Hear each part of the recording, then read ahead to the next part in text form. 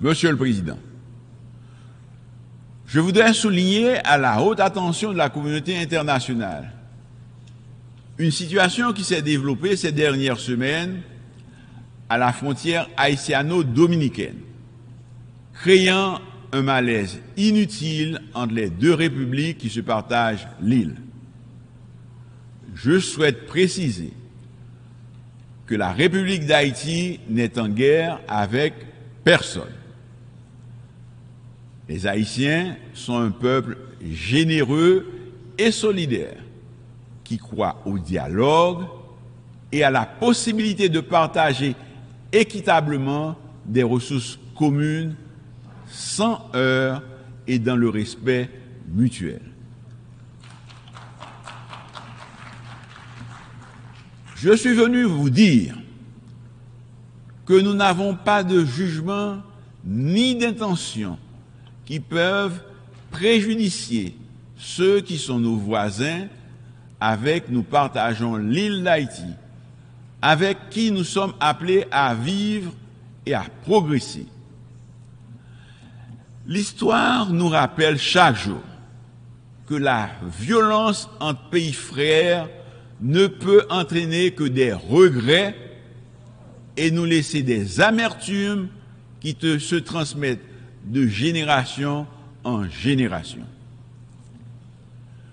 Je suis venu vous dire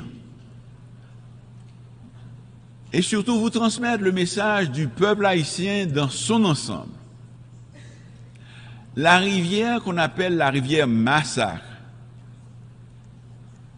une trop grande scène de friction historique et actuelle entre la République d'Haïti et la République dominicaine, nous invite à faire nôtre et à faire de notre mieux pour ne pas réveiller les vieux démons, ressusciter d'anciennes blessures, ni en causer d'autres. Haïti réaffirme son droit souverain du peuple haïtien d'utiliser les ressources hydriques binationales comme le fait la République dominicaine et revendique une répartition équitable des eaux de cette rivière. Le peuple haïtien choisit la voie du dialogue et de la négociation pour régler pacifiquement le différend dans le respect des instruments juridiques internationaux déjà signés de bonne foi entre les deux États en 1929 et en 2021. Mesdames, Messieurs les chefs de délégation, distingués délégués, chers compatriotes, qu'il me soit tout d'abord permis d'adresser mes félicitations aux frères de la Caraïbe, son Excellence M. Denis Francis, pour son élection à la présidence de la 78e session ordinaire de l'Assemblée générale des Nations unies. Je saisis l'occasion pour redire au secrétaire général Antonio Gutiérrez toute la gratitude du peuple haïtien qui a apprécié à sa juste valeur sa récente visite au pays et son soutien indéfectible à la démarche d'Haïti auprès du Conseil de sécurité pour l'obtention d'un soutien robuste à la police nationale d'Haïti. Monsieur le Président, je me félicite du thème choisi pour guider nos interventions au cours de cette session.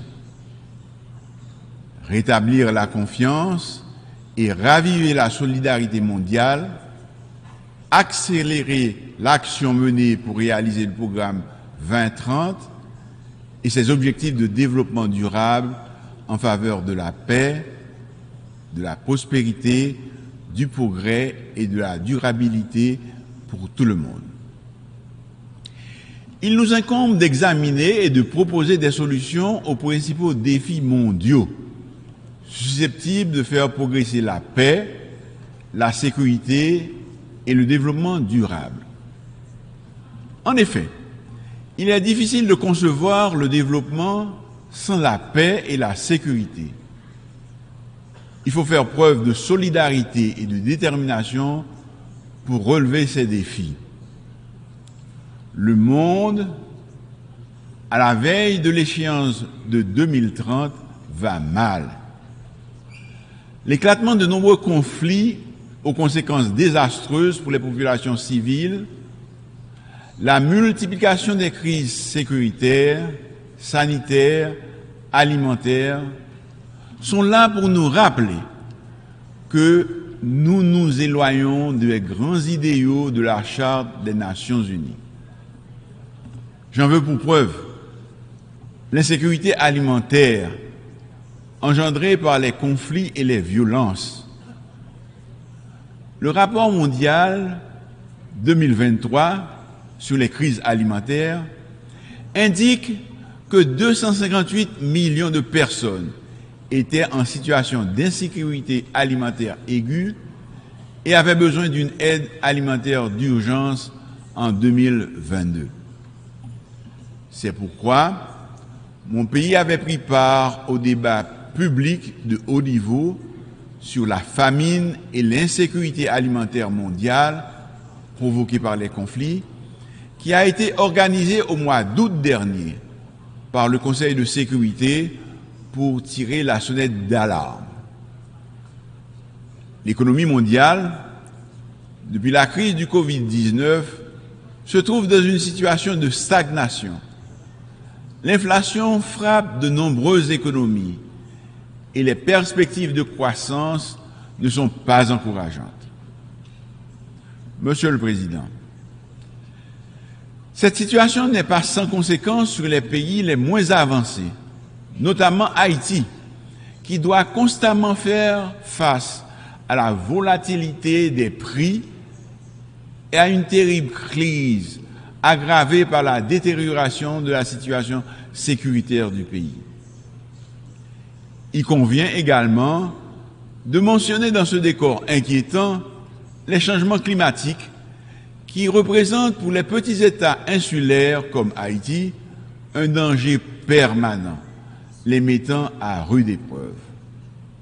Au passage de chaque ouragan, les économies de la région Caraïbe subissent des pertes énormes qui remettent en question des avancées significatives enregistrées sur le plan socio-économique et politique par la destruction des infrastructures économiques, éducatives, sanitaires et énergétiques. Cette exception m'offre l'occasion, en ma qualité de chef de gouvernement d'Haïti, d'exposer la situation du pays, plongé dans une crise profonde depuis des années, à laquelle je m'évertue à trouver des réponses concrètes et durables.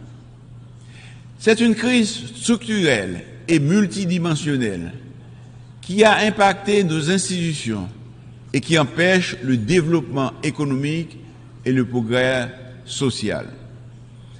Elle a atteint aujourd'hui sa phase critique avec la dégradation de la situation sécuritaire, où la population subit quotidiennement les attaques violentes des gangs armés qui contrôlent plusieurs quartiers de la capitale et de certaines villes de province. Ils assassinent, incendient, pillent, violent, violentent, avec une rare cruauté. Ils chassent les habitants de leurs maisons, bloquent les routes et contraignent les écoles, les hôpitaux et les commerces à fermer leurs portes. La détérioration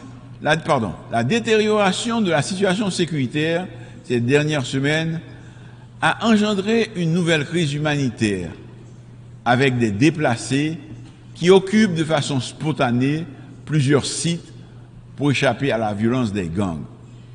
Plus de 25 écoles de la capitale sont investies par des déplacés internes, estimés à plus de 16 500. Ils font face à de graves difficultés et vivent dans des conditions infrahumaines. La menace sanitaire est aussi présente avec des cas de choléra signalés dans certains sites, ce qui augmente le risque de transmission et pose un vrai problème de santé publique pour la population. Les abus, les violations systématiques des droits de l'homme causées par la violence des gangs compromettent la paix, la stabilité et la sécurité du pays et de la région.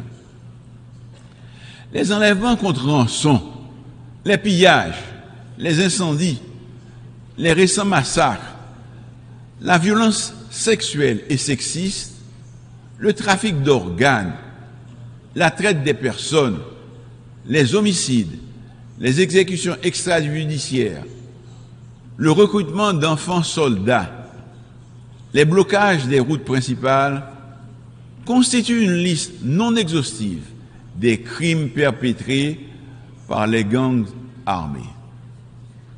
Il en résulte de graves conséquences telles que la mauvaise performance de l'économie qui a enregistré 5 années de contraction avec un taux de croissance négatif et une inflation élevée de près de 40%. De surcroît, la crise humanitaire s'accentue. Selon les estimations, 4,9 millions de compatriotes se trouvent dans l'insécurité alimentaire. C'est à peu près la moitié de la population qui vit en dessous du seuil de pauvreté avec moins de $2 américains par jour. Monsieur le Président, nous ne sommes pas là pour accabler ou justifier le passé. Nous sommes ici pour demander aux pays amis, à tous ceux qui, de loin ou de près, regardent notre pays et comprennent qu'il y a quelque chose d'urgent à faire au profit du peuple haïtien, de nous aider à créer un meilleur avenir pour les enfants d'Haïti en rétablissant la sécurité et la stabilité. La République d'Haïti a connu plusieurs chocs successifs ces 15 dernières années, dont 3 tremblements de terre majeurs, plusieurs cyclones et l'assassinat odieux du président Jovenel Moïse en juillet 2021. Il est impossible aujourd'hui d'inventer une histoire ou une rhétorique biaisée sur Haïti. La réalité est là et elle interpelle tout un chacun. Un ensemble de mauvaises décisions, de comportements inappropriés et de radicalismes divers nous ont conduits à cet état de fait. Je sollicite aujourd'hui, une fois de plus, du haut de cette tribune, d'aider les Haïtiens à demeurer chez eux. Ils sont des milliers à chercher ailleurs un mieux-être et la tranquillité que leur terre natale ne leur offre plus, dans un monde où il existe de moins en moins d'Eldorado à cause des aléas climatiques et des crises économiques récurrentes. Je réitère au nom du peuple haïtien et du gouvernement que je dirige la demande de nous prêter main forte pour encadrer la police nationale d'Haïti pour qu'elle puisse répondre réellement aux défis qui s'imposent à elle et à sa mission de protéger les vies et les biens et de servir. Certains pays ont connu des situations similaires à celles que vit mon Haïti actuellement. Ce sentiment de toute puissance des criminels ne doit pas pour longtemps encore résister aux lois de la République et à la volonté de l'ensemble des citoyens de récupérer leur liberté de circuler et de se projeter dans leur pays. Des Haïtiens, il y en a un peu partout, aujourd'hui dans le monde. Et beaucoup espèrent retourner chez eux. Nous sommes reconnaissants à certains pays qui les ont accueillis. Mais je désire pouvoir leur dire qu'aussitôt l'ordre et la stabilité revenus, ils pourront, s'ils le souhaitent, rentrer pour participer au grand combat de la reconstruction. Monsieur le Président, je suis venu vous dire, au nom du peuple haïtien, que nous sommes prêts pour ce changement que nous attendons depuis un peu plus de 2 siècles.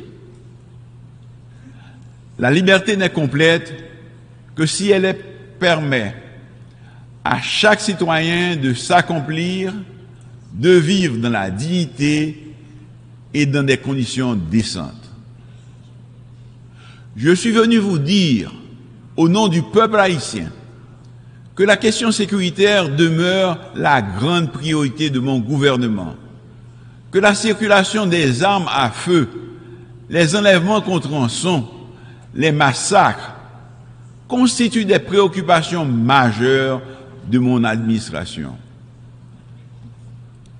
Monsieur le Président, le quotidien du peuple haïtien est pénible.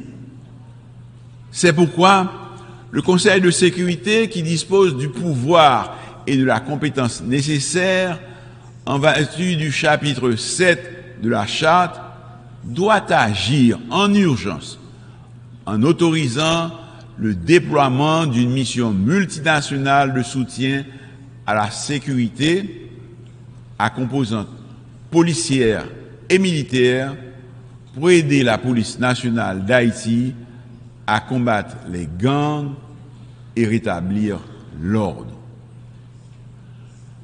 L'emploi de la force comme première étape demeure indispensable pour créer un environnement propice au bon fonctionnement de l'État. C'est un préalable nécessaire, mais non suffisant. Le développement socio-économique doit être pris en compte pour s'attaquer durablement à l'extrême pauvreté, source de tous nos maux. Les inégalités sociales et la très mauvaise répartition de la richesse nationale ont creusé un écart énorme entre les masses populaires nécessiteuses et la minorité possédant qui contrôle 90% des richesses du pays. L'extrême pauvreté accentue le chômage des jeunes, marginalise ceux des quartiers pauvres qui se laissent entraîner facilement dans la délinquance et la criminalité. Cette catégorie constitue un terreau fertile de recrutement pour les gangs.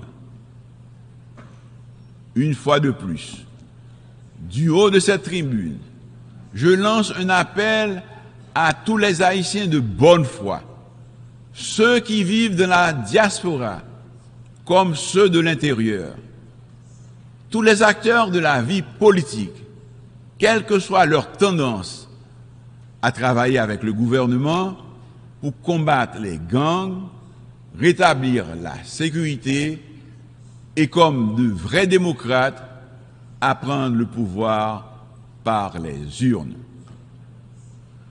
Ce gouvernement intérimaire que je dirige est déterminé à réaliser les élections dans les meilleurs délais. Et dans les jours à venir, malgré la situation, je finaliserai en accord avec le Haut Conseil de la Transition les démarches pour le lancement du processus électoral avec le support de la communauté internationale. Le gouvernement entend continuer à discuter avec tous les acteurs politiques et ceux de la société civile de mon pays, afin de trouver ensemble, dans un élan patriotique, un consensus historique suffisant pour un dénouement heureux à la crise. la démocratie est en difficulté et le pays a besoin d'un retour à la normale pour s'attaquer aux grands défis de l'heure. Je souhaite également la participation significative des femmes et des jeunes de la société civile et de tous les acteurs concernés à l'effort commun pour le redressement d'Haïti. Seul un gouvernement légitime, issu d'élections libres, honnêtes, démocratiques et transparentes, pourrait s'atteler à la tâche de la refondation territoriale, économique, sociale et institutionnelle. Monsieur le Président, je voudrais souligner à la haute attention de la communauté internationale une situation qui s'est développée ces dernières semaines à la frontière haïtiano-dominicaine, créant un malaise inutile entre les deux républiques qui se partagent l'île. Je souhaite préciser que la République d'Haïti n'est en guerre avec personne. Les Haïtiens sont un peuple généreux et solidaire qui croit au dialogue et à la possibilité de partager équitablement des ressources communes sans heurts et dans le respect mutuel. Je suis venu vous dire que nous n'avons pas de jugement ni d'intention qui peuvent préjudicier ceux qui sont nos voisins, avec nous partageons l'île d'Haïti, avec qui nous sommes appelés à vivre et à progresser. L'histoire nous rappelle chaque jour que la violence entre pays frères ne peut entraîner que des regrets et nous laisser des amertumes qui se transmettent de génération en génération. Je suis venu vous dire et surtout vous transmettre le message du peuple haïtien dans son ensemble. La rivière qu'on appelle la rivière Massacre, une trop grande scène de friction historique et actuelle entre la République d'Haïti et la République dominicaine, nous invite à faire nôtre et à faire de notre mieux pour ne pas réveiller les vieux démons, ressusciter d'anciennes blessures, ni en causer d'autres. Haïti réaffirme son droit souverain du peuple haïtien d'utiliser les ressources hydriques binationales comme le fait la République dominicaine et revendique une répartition équitable des eaux de cette rivière.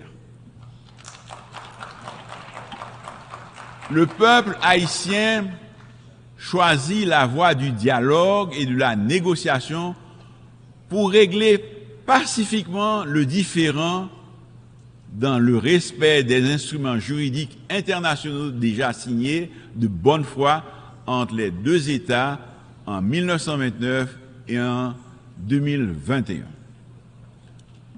Monsieur le Président, avant de conclure, je saisis l'occasion pour saluer les pays frères et amis, ainsi que les organisations internationales, pour leur engagement et leur expression de solidarité envers Haïti